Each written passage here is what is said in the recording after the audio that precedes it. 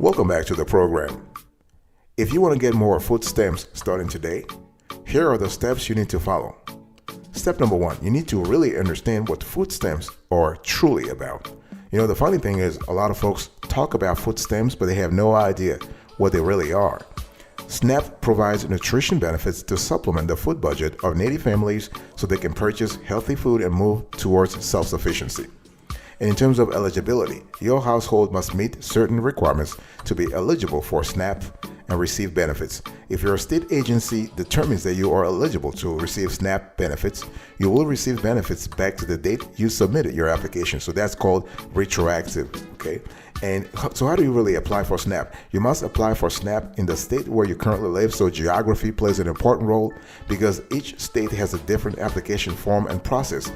A member of your household must contact your state agency directly to apply. And you can contact your state agency by visiting your local SNAP office, visiting your state agency's website, or calling your state's toll-free SNAP information hotline. And the cool thing is some states have online applications that can be completed from the state agency website. So it's really important to see that. Now, where can you get actually your state information? Just go to the SNAP program and you will actually, or you can even just go to Google and just tap My State SNAP Agency. Just put your name, the state you're applying from, and that's it. So after you apply for SNAP, in most cases, once you submit your application, your state agency or local SNAP office will process it and send you a notice telling you whether or not you are eligible for benefits within 30 days. They do it within 30 days. And during the 30 days, you will need to complete an eligibility interview and give proof of the information you provided.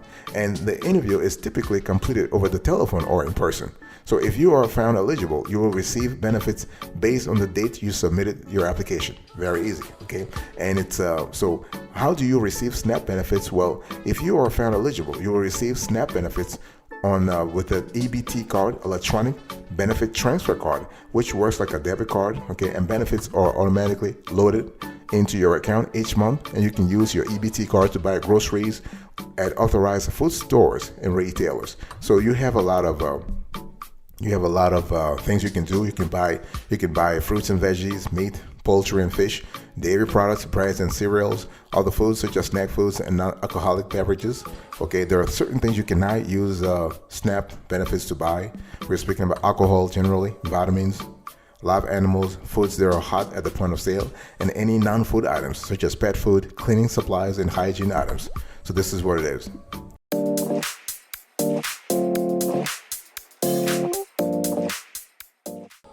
Step number 2.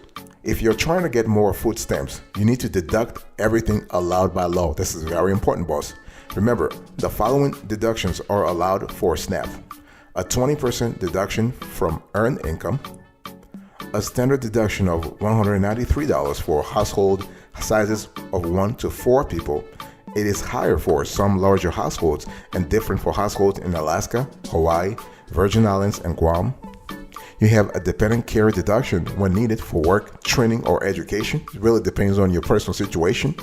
Medical expenses for elderly or disabled members that are more than $35 for the month if they're not paid by insurance or someone else. So this is actually very important, okay? And so if you want to learn more, you want to find information about the elderly and disabled information in your state. And in some states, legally owed child support payments can also be deducted.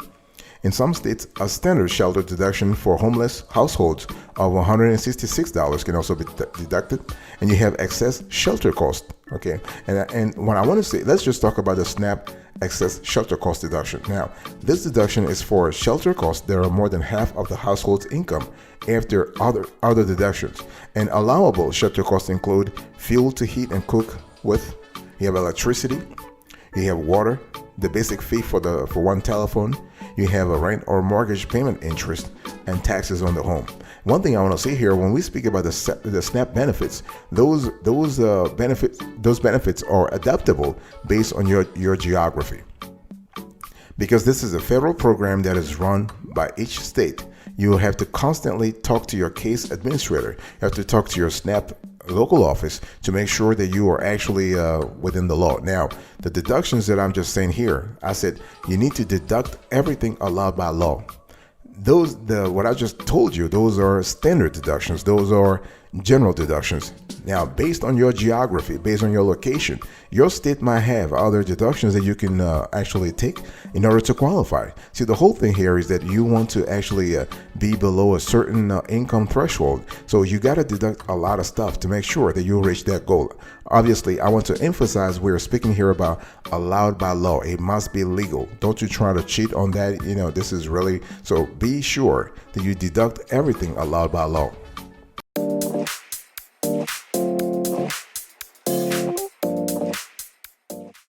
Boss, we are still speaking about how to get more food stamps this year. Step number 1, understand what food stamps are really about. Number 2, deduct everything allowed by law. Number 3, very important, you want to know how much you will get in food stamps. Okay, now you have to understand they have a system in place in terms of calculating how much they will give you in food stamps.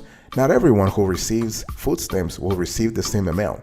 The awards are determined based on household size, income, and expenses.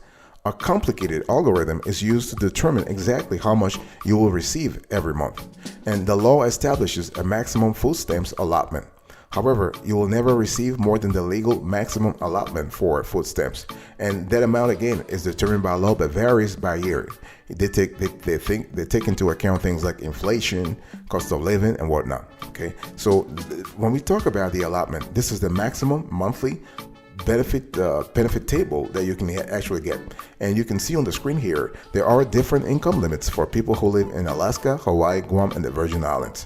So it's really important. And what I want to say here is what the estimated average monthly benefits is usually much smaller than the maximum monthly benefits, as you can see on the screen. As the household size increases, what happens here is that the gap between the average and maximum only gets bigger. Of course, this is largely because of income, right? And so the SNAP expects families to contribute 30% of their income, or their net income, that's disposable income, on food. Only families with no income whatsoever will receive the maximum monthly benefits. Okay, so this is important. It's important to have a clear idea about the criteria they take into account when calculating your food stamp. And the food stamp, actually, that the SNAP office uses a mathematical equation to determine exactly how much money you will receive in food stamps. And what they do is that the first step is they actually look at your income eligibility. Okay, now here you can see on the screen here is the income eligibility board as of the date of this show. So if you want to know how much you will get in food stamp, step number 1, you want to find your gross income. Number 2, you want to calculate your net income. Number 3, you want to identify the family's expected contribution. Remember, 30% is what SNAP wants people to contribute. And number 4, you want to determine the monthly food stamps amount. We do have a very detailed explanation of that calculation. If you're interested, just drop us a question below. We'll just explain it to you. It's a little long, so for sake of time, we're just going to, but if you are interested, we can actually share that with you.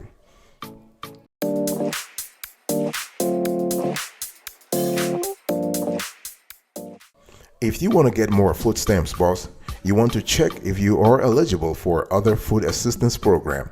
So SNAP is basically the nation's largest food safety net program, but millions of Americans who are eligible to get help are not enrolled in SNAP. For people aged 60 and older, for example, or those with disabilities, there are special rules to apply for SNAP. They look at net, not gross income. That is income left after many deductions are made. Okay, but SNAP basically is not the only food benefit. There are other few programs that help older adults, or disabled adults for that matter, pay for food. Okay, but so this is really like for if you are in that category. For example, we have the Senior Farmers Market Nutrition Program. The Senior Farmers Market Nutrition Program. This provides you with a coupon booklet that can be used to buy fresh veggies, fruits, honey, and herbs. You can use the coupon booklet at local farmers market and outdoors stands. You may get help from this program if you're 60 years or older and have a limited income. However, this program is not offered in every state or every area within states. It may also not be available at all times during the year. Okay, so you have to contact your state's senior citizens department. You also have the Commodity Supplemental Food Program that provides you certain foods at no cost at all. So the purpose of the program is to promote good health. If you meet the program guidelines, you can get a 40-pound box of food each month. This is kind of cool if you are in a situation where you really need the food. And the types of food you can get may include canned fruits and vegetables. Canned meats include canned beef, pork, and beef stew. You have a pasta or rice, dry beans or peanut butter. You have fruit juices, dry cereals, cheese, and powdered and canned milk. And step number 5, you need to see if you can deduct medical expenses. Very important. Now, SNAP has special rules for households with an adult age 60 or older, or a person living with a disability. When these individuals apply for SNAP, the local SNAP agency applies several deductions from their income to see if they qualify. One of those deductions is for excess medical expenses. Medical expenses can include many things, such as prescription drugs. Okay, prescription drugs are very important. Dentures also, hearing aids, prescription eyeglasses, and unpaid Medicare costs, such as co-payments at the doctor's office. Okay, your state may also allow additional deductions, such as for medically prescribed alternative therapies, for example, acupuncture or transportation to medical appointments. Again, you want to check with your local SNAP office for more information and assistance.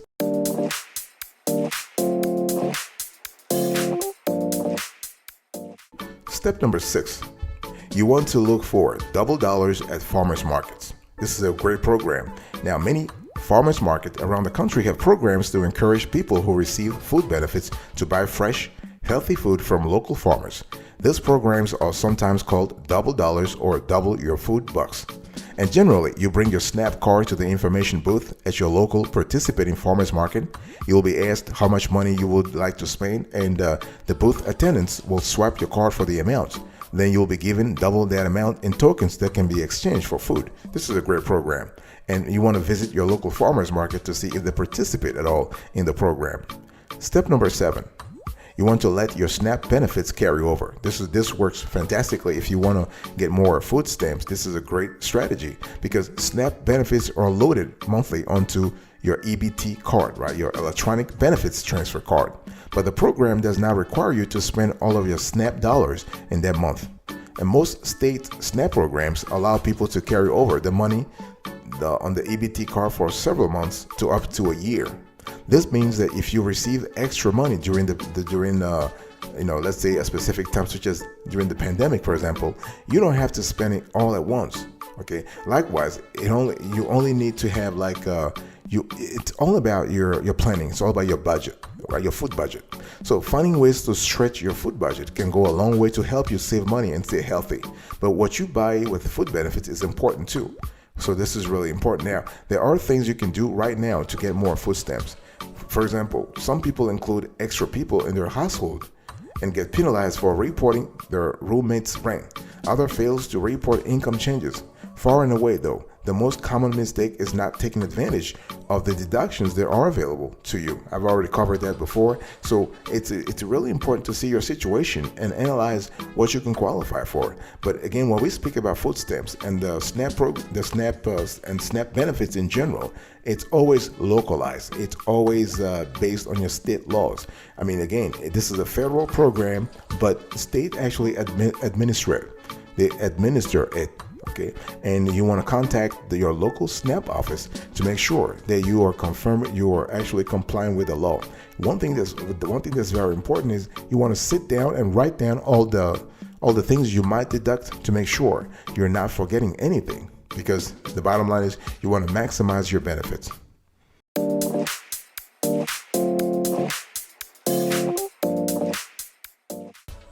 Speaking about maximizing your benefits, now, there are, based on our research, over 90 to 95% of people do not claim certain deductions. It's kind of important to understand. Now, deductions play a critical role in determining how much you will receive in your monthly food stamps allotment. Right? The algorithm, as I said before, relies on your net income, which means what is left over after your expenses. So failing to list expenses and deductions is the number one reason why people don't get more food stamps funds. Although you should never make false statements to the food stamps office, there are many expenses and deductions that people simply do not claim. Okay, now obviously we have the standard deduction. So this deduction exists because we all have certain unavoidable expenses like toilet paper. So instead of atomizing all of these little expenses, the government has determined it's easier to just issue everyone a standard deduction amount. And so this is what it is. It goes from 160 for a household of one to 225 to 250 for a household of more than six. Okay. Then you have the earnings deduction. So if you are earning money from a job, then you will automatically receive the earnings deduction. So this deduction is equal to 20% of your earnings. You also have the child support deduction. So if any member of your household is legally obligated to pay child support, then you can receive a deduction for the full child support amount. So this is important. And if you, so you also have the medical expense deduction. If you have a disabled person or senior in your household, then you can deduct that person's out-of-pocket medical expenses. Okay, this is really important. And what I'm trying to say here is that you have a lot of opportunities to actually lower your net income. You also have the excess shelter cost deduction. I already spoke about that. So things from everything from rent to utilities to insurance to property taxes to home repair, those are really important. Also, you have the homeless shelter deduction. Okay, and so if you want to get more food stamps funds, proving that you have housing costs can help. This is especially challenging for those who are homeless. If you can prove expenses such as those for temporary lodging, hotel, or payments made to friends for housing, you can get more food stamps. In some states, you can also get more food stamps if you claim a homeless shelter deduction. Okay, and so it's important to understand that this deduction is not available in all states, and based on our research, as of the date of this show, this deduction is available in Colorado, Kansas, Kentucky, Maryland, New Jersey, New York, North Dakota, Ohio, Tennessee, Virginia, Virgin Islands, West Virginia, and Wyoming.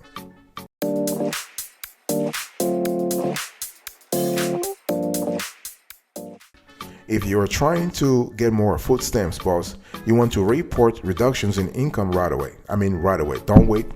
Because the thing here is that because your income plays an important role in the amount of benefits that you get. So this is kind of cool.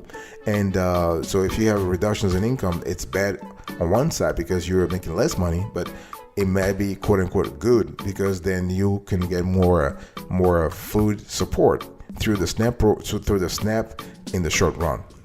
Number 9, do not include other people's income if you don't have to. Okay, sometimes clarifying your household can make a huge impact. You could get significantly more food stamps just by making sure the office understands your living situation.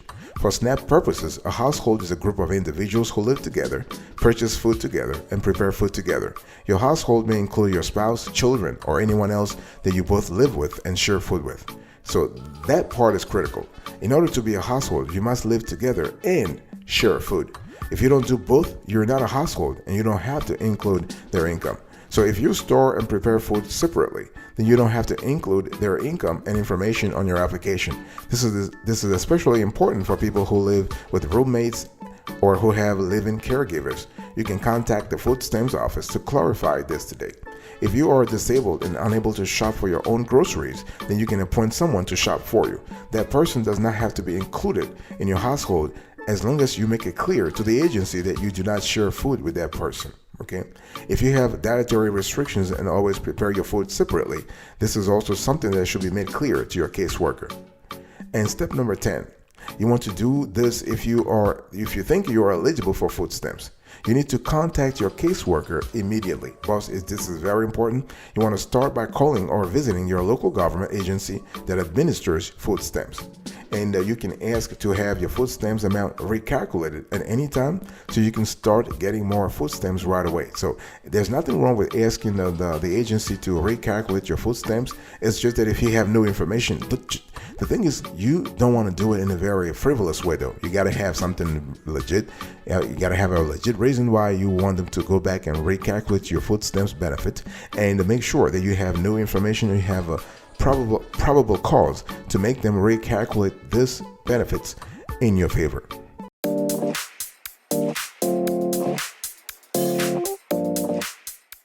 Thank you so much for your attention. I really appreciate it. In today's conversation, I was just talking to you about how to get more food stamps this year. Number one, let's just quickly recap here. Number one, understand what food stamps are really about. Number two, deduct everything allowed by law. Number three, know how much you will get in food stamps. Number four, check if you are eligible for other food assistance programs. Number five, see if you can deduct medical expenses. Number six, look for double dollars at farmers markets. Number seven, let your SNAP benefits carry over. Number eight, report reductions in income right away. Number nine, do not include other people's income if you don't have to. Number 10, you want to contact your caseworker ASAP to actually ask them to recalculate your benefits.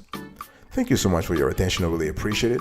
I'll speak to you another time, but until then, remember, stay marvelous.